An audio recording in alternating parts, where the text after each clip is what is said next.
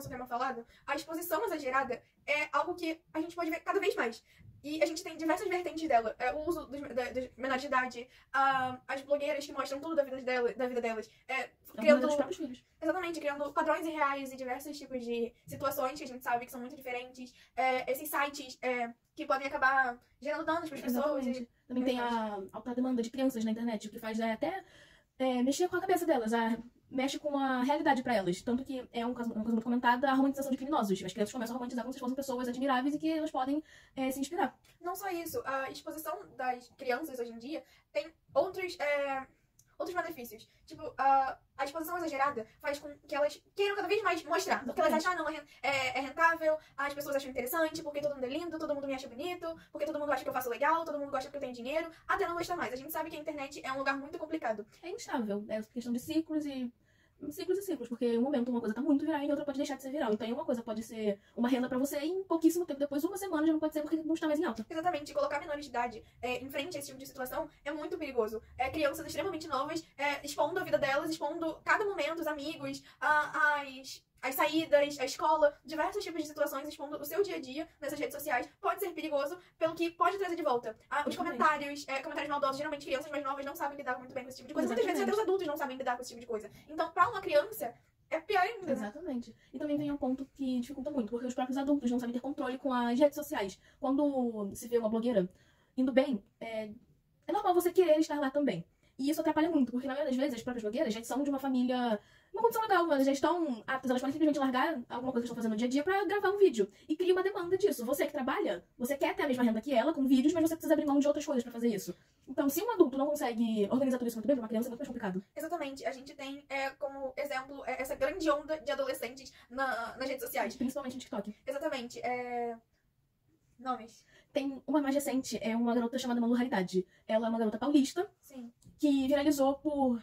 Ela mostrava o seu dia a dia. Exatamente. Ela indo aos bailes, ela se arrumando pra escola, Isso, ela fazendo coisas normais. Só que como é uma coisa que Só muita gente o não ponto vê... principal dela viralizar foi ela, com 17 anos, estar saindo de casa pra Exatamente. morar perto de um baile funk que ela gostava e não estar estudando. Mas isso é muito engraçado, porque antes ela já tava bombando. Porque ela começou postando sobre ela se arrumando pra ir pros bailes. E como não é uma realidade que muita gente não vê, principalmente de outros estados e tudo mais, a galera começa a ficar curiosa, começa a seguir, começa a comentar, começa a curtir, começa a compartilhar. E vai criando uma demanda maior e foram basicamente idolatrando a garota por isso. Exatamente. Até que... Mas não é que ela se mostrou, ela já tinha a verdade dela. A questão é que as pessoas acreditam no que elas querem. E quando ela fez uma ação contrária do que as pessoas queriam, ela decidiu sair da casa da mãe dela aos 17 anos, ela largou a escola e foi morar em um apartamento sozinha perto de algum baile. Começaram a massacrar ela na internet, fazendo comentários maldosos, mandando mensagens de ódio. Exatamente. E diversas maneiras. Porque hoje em dia, apesar da internet ter sim suas leis e monitoramentos, as pessoas acabam se escondendo por trás dos perfis. Elas acham que estão seguras e que estão totalmente anônimas na internet e que elas têm o direito de opinar na vida, de opinar de forma sem filtro nenhum, só porque a pessoa está se expondo na internet. É claro, se você vai se expor na internet, você está abrindo espaço para as pessoas falarem sobre você. Mas as pessoas também esquecem que aquela pessoa se sente mal dependendo do comentário. Exatamente. Isso a gente pode ver muito pelo Twitter, Exatamente. que é uma rede social basicamente... Agora X, né? Que era uma rede social... Ainda é, né? Ele voltou.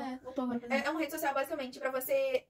fazer comentários. Você escreve textos sobre o seu dia a dia, desabafando sobre coisas. Até aí é uma ideia muito interessante, porque geralmente a gente passa por muita coisa e a gente precisa só falar sobre isso. E não necessariamente a gente quer fazer com alguém perto. Então é uma ideia realmente muito interessante. Só que acaba passando do limite quando as pessoas fazem isso que você falou.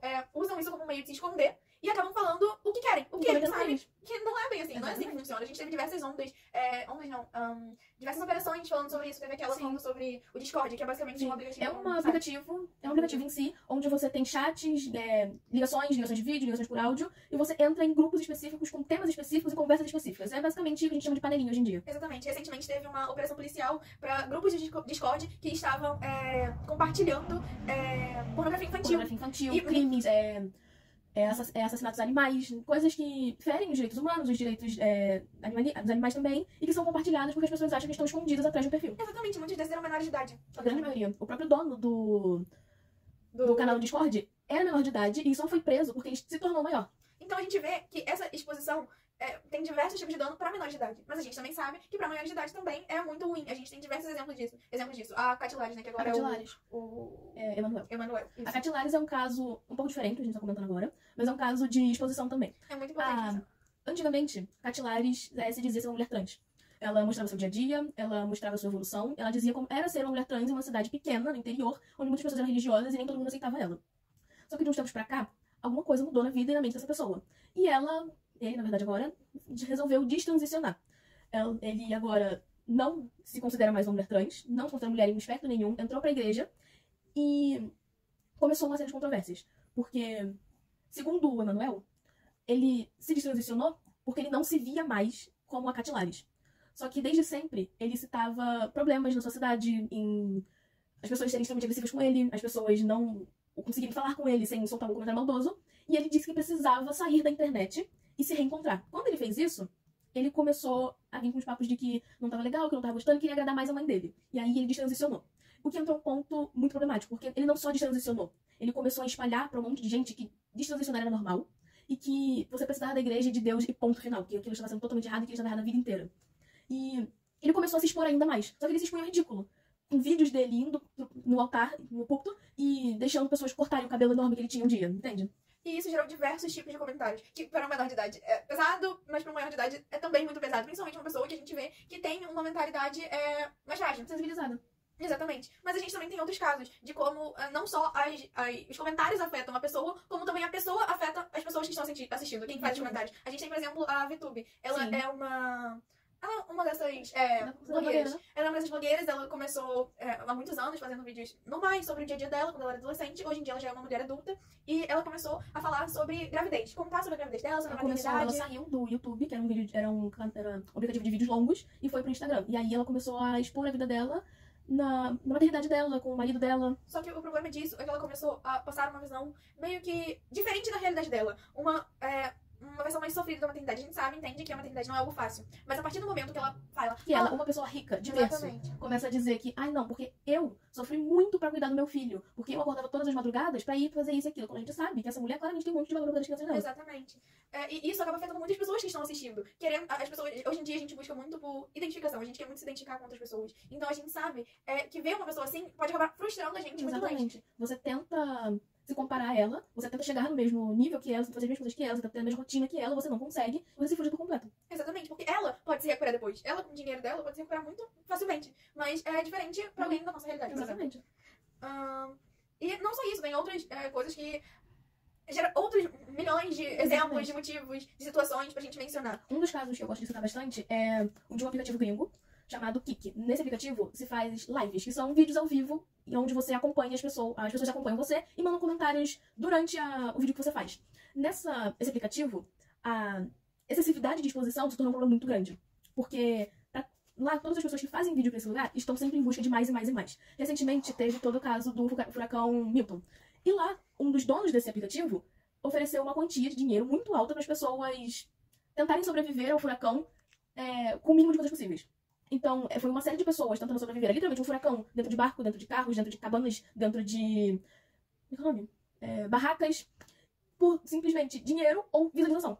Porque eles queriam ser conhecidos, eles queriam conseguir aquele dinheiro pra fazer tal coisa, e eles foram numa onda de algo extremamente perigoso, porque alguém disse pra eles fazer. Isso é um ciclo vicioso, né, pra todo mundo. Essa questão de você ganhar um pouco e você sempre querer mais. Mas quando a gente chega a falar sobre soluções, complica mais ainda. Exatamente. Porque soluções não são fáceis. Antes de começar o vídeo, a gente tava pensando, tá, o que seria uma solução pra esse problema? E a gente vê que não tem uma solução específica. Porque a gente sabe que a gente sair limitando os adolescentes, limitando o uso do celular, limitando rede social, limitando o que eles fazem, não vai dar certo. Exatamente, tanto que teve um caso do aplicativo de controle parental, que a Google fornecia. Foi um caso péssimo, porque os pais não souberam ter limites. Eles começaram a controlar a vida daquele adolescente. Então, cada mínima coisa era extremamente controlada.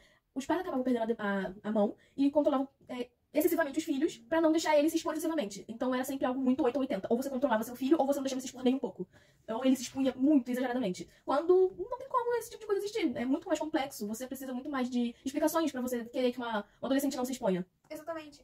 E não só isso, tem leis atuais sobre cyberbullying. E a gente vê que não resolve. Porque se resolvesse, não teria essa quantidade de pessoas falando cada comentário cruel que a gente vê nas redes sociais todos os dias. Não seria tão livre quando a gente vê que é. Até porque se as próprias leis no mundo real que a gente vive não fazem tanto efeito assim, por que as leis e um telefonezinho vão fazer tanta diferença, sabe? Exatamente. Então a gente chegou a um consenso que o ideal seria a conscientização. Mas isso é muito mais difícil. Porque a gente sabe que as pessoas são ignorantes o suficiente pra fazer um comentário maldoso sobre uma pessoa que tá a quilômetros de distância de mim, que eu conheço. Existe postando uma coisa totalmente normal. Sei lá, 2 minutos de vida da Às vezes pessoa. nem mais, um vídeo de 5 segundos já é massacrado porque eu não gostei da roupa que ela tava usando. Ou o rosto dela era muito esquisito. Exatamente. Ou o corpo dela era estranho. Exatamente. Se a gente tem pessoas que são cruéis a esse nível, como é que a gente conscientiza esse tipo de gente? E aí eu acho importante a gente vir mediando. Se você sabe que isso é errado, não dá pra você ser permissivo com isso. Exatamente. Não dá pra você ver e ignorar. Não dá pra você ver aquela pessoa que você anda todo dia fazendo um comentário desses e você aceitar. Exatamente, porque tem pessoas que sofrem realmente disso. E É um ciclo. Exatamente. Infelizmente é um ciclo que dificilmente vai parar. Porque a gente ruim no mundo não vai deixar de existir. E nem todo mundo tem a visão de que ver um comentário ruim endereçado da pessoa,